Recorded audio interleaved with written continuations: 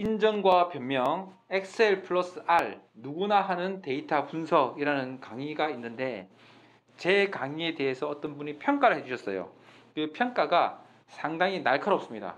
그래서 제가 그 평가를 한번 돌아보고 반성하는 마음으로 한번 돌아보고 또 변명도 좀 하고 또 그 강의도 소개하고 왜 이렇게 되었느냐를 좀 변명하는 거죠.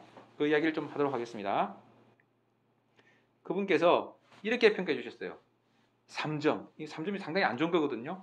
제 강의가 거의 뭐 4점에서 5점 사이고 엑셀 플러스 R 요 자체가 그 중에서 강의 평점이 좀 낮은 거예요. 4.07이면 4점대잖아요. 근데 그럴 수밖에 없었던 이유가 좀 이따 하기로 하고 그분께서 말해주신 것이 마이크 음질이 좋지 않아 강의자의 발음이 전달되지 않고 강의 내용에 두서가 없음 그러셨는데 사실 마이크 음질이 좋지 않은 것보다도 제 발음 자체가 좋지 않습니다.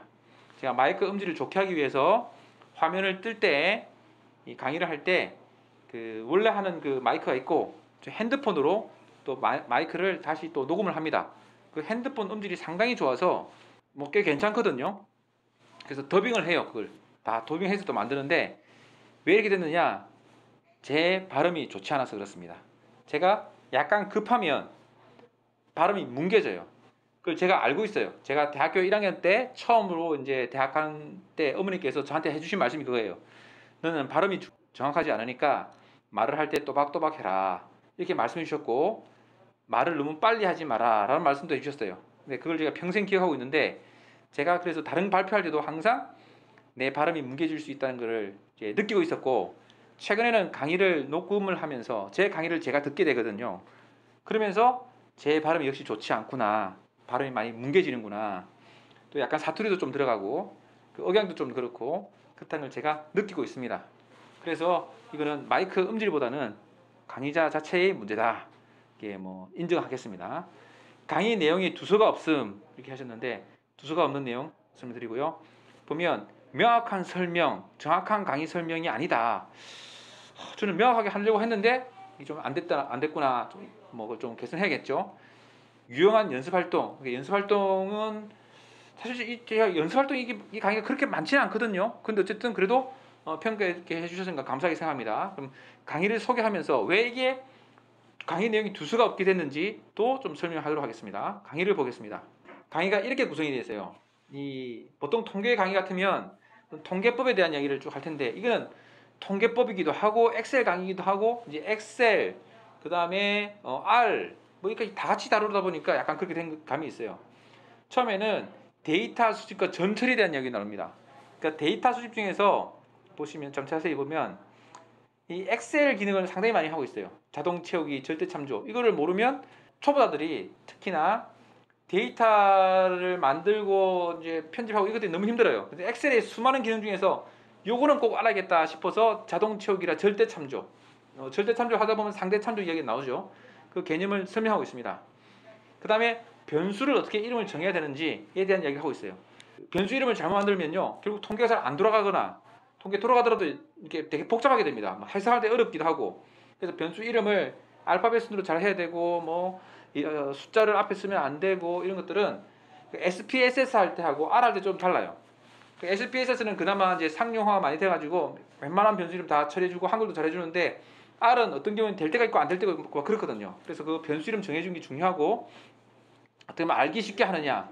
그래서 변수 이름 정하기, 뭐 데이터 유효성 검사 이건 엑셀에서 나오는 거죠. 엑셀에서 제대로 입력하기 위해서 잘못된 데이터를 넣지 않기 위해서 데이터 유효성 검사를 알아야 되는데 그거 설명하고 있습니다. 뭐 필터 기능이라든지 피벗 테이블, 그다음에 엑셀에 있는 기능 중에서 찾기와 바꾸기, 표로 나타내는 거, 뭐 함수 중에서는 if 함수, 그다음에 이런 까지 다 하다 보니까 이게 중구난방이에요. 제가 봐도. 그러니까 엑셀 중에서 엑셀만 잘라도 되는 것도 아니고 엑셀 중에서 이것저것을 난잡하게 그래도 꼭 필요하다고 생각되는 것을 난잡하게 모았다 보니까 함수를 다 배우는 것도 아니고 기능을 다 배우는 것도 아니고 약간 이렇게 됐습니다. 네, 이게 인정합니다. 근데 또 어떻게 보면 그럴 수밖에 없었다는 거 또 있고요. 그 다음에 이제 설치하기 있는데 이거는 뭐냐면 엑셀에서 통계 기능을 배우는 거를 설치하는 거예요. 그 이야기 했고 엑셀에서 통계들이 엑셀에서 할 수 있는 통계법들이 많이 있거든요. 그 중에서 기술 통계라는 게 있어요. 기술 통계, 히스토그램 만들기, 순위와 백분율, 이동 평균, 뭐 표본 출처 뭐 이런 게 있습니다. 아주 중요한 건 아니지만 또 이거 빼기는 또 그렇고 그 해서 이게 다뤘던 거고요. 특히 기술통계법은 이것만으로도 다른 R이나 다른 그 도구를 써서 하는 것보다 더 편한 점도 많거든요. 엑셀에서 하게 되면 뭐 히스토그램은 엑셀이 더 좋다고 말하기는 힘들지만 또 히스토그램도 또 강의가 난잡해요. 보면 히스토그램 중에서 데이터 분석이라는 곳에서 만드는 히스토그램이 있고요. 그다음에 차트에서 만드는 히스토그램이 있거든요. 같은 엑셀인데 전혀 달라요. 데이터 분석을 통해서 만드는 히스토그램은 뭐 20년도 더 됐죠. 제가 2000년도에 그때 2000년 버전 엑셀 2000에도 있는 그런 히스토그램 만드는 법인데 많은 사람들이 잘 모릅니다. 근데 이 차트에서 만드는 히스토그램은 2016 버전인가 13 버전에 처음 나왔거든요. 그래서 두 개가 완전히 다른 이제 그 방식으로 만드는 거거든요. 그래서 그 히스토그램 만드는 것도 약간 지저분하다 그럴까? 중구난방이고요. 그렇습니다. 그래서 이게 난잡하게 됐습니다. 엑셀에서도 히스토그램 만드는 법이 크게 두 가지가 있기 때문에 또 히스토그램을 피벗 테이블에서도 히스토그램 비슷하게 만들 수가 있어요. 그러니까 또 이게 크게 보면 세 가지 방법이 있는 거죠. 그러니까 이 난잡할 수밖에 없었다고 변명합니다. 인정하면서 변명합니다. 자, 추리 통계가 뭐냐? 이 추리 통계 우리 뭐 그 t-테스트, 아노바 뭐 이렇게 하는 거 뭐 P값 나오고 하는 그것들이 다 추리 통계입니다. 추론 통계, 추리 통계라고 할 수 있죠. inferential statistics로 했는데 이거 보면 뭐 t-테스트, 패드 t-테스트, 등분상 검정, 분산 분정, 이원 분산, 투웨이 아노바, 투웨이 아노바에 대해서 얘기하고 이렇게 했는데 이게 이제 엑셀에서 다 하는 거예요. 지금 엑셀로 하는 거거든요. 그러니까 엑셀이 완벽하냐? 그럼 완벽하지가 않거든요. 그러니까 엑셀에서 좀 부족하니까 제가 또 이거를 R로는 어떻게 하는지 이걸 약간 중간에 섞어서 만들었거든요. 그러다 보니까 또 난잡하게 됐어요. 지금 생각 그냥 엑셀로만 할 걸 하는 생각도 좀 듭니다. 근데 이제 그 조금 부족하니까 뭐 그래서 좀 난잡한 감이 있습니다. 그래서 또 짧은데 많은 내용을 밀어 넣으려고 하다 보니까 그 난잡하게 됐네요. 지금 생각해보니까 다시 봐도 난잡할 것이 예상이 됩니다. 예. 그리고 카이지급 검증 같은 경우는 엑셀에서 잘 안 돼요. 우리가 일반적으로 말하는 통계 프로그램에서 하는 게 잘 안 되고 카이지급 검증, 카이지급과 관련된 함수들은 또 엑셀에 또 다 있어요. 그래서 제가 카이지급 검증을 할 수 있도록 엑셀 시트를 만들어서 거기서 카이지급 검증하도록 했어요. 그러니까 엑셀로만 할 수 있는 통계법들은 이게 다라고 할 수 있어요. 여기서부터 여기까지. 그 카이제곱 적각도 검증도 원래는 안 되지만 카이제곱 함수, 엑셀에 있는 카이제곱 함수를 이용해서 제가 만든 시트가 있고 거기다 시트에다가 값을 집어넣으면 계산되도록 했기 때문에 전체적으로 보면 약간 중구난방입니다. 엑셀로 하는 통계는. 그래서 어쩔 수 없고 그다음 그래서 이제 좀 부족하니까 엑셀 플러스 R이잖아요, 제목이. 그래서 R 통계를 좀 합니다.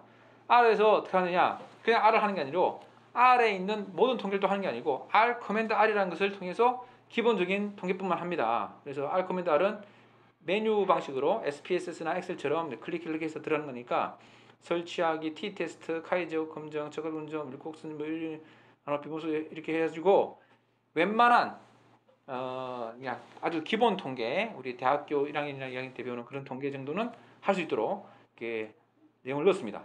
그럼 요거 내용과 앞의 내용은 또 전혀 다른 내용이에요. 그러니까 완전히 이것이 전혀 다른 내용이 짬뽕이 된 거예요. 그러니까 다 듣는 분도 헷갈리겠죠. 게다가 이거를 여기 그냥 엑셀로 해도 될 거를 굳이 R로 함으로써 서로 비교하도록 저는 의도가 그거죠. 비교해보면서 어떻게 되느니. 자꾸 비교하는 것도 많이, 그 결과가 똑같다. 뭐 엑셀에도 비슷하다. 그런 것을 비교하도록 했는데 그것이 오히려 더 난잡하게 중구난방으로 보일 수도 있겠다는 생각이 듭니다.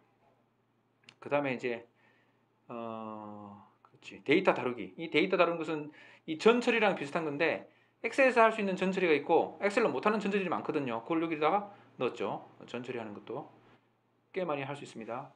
넣었고 그 다음이 또 그렇게 하니까 또 다변수 분석 중에 많이 쓰는 로지스틱 회귀 분석이 없더라고요.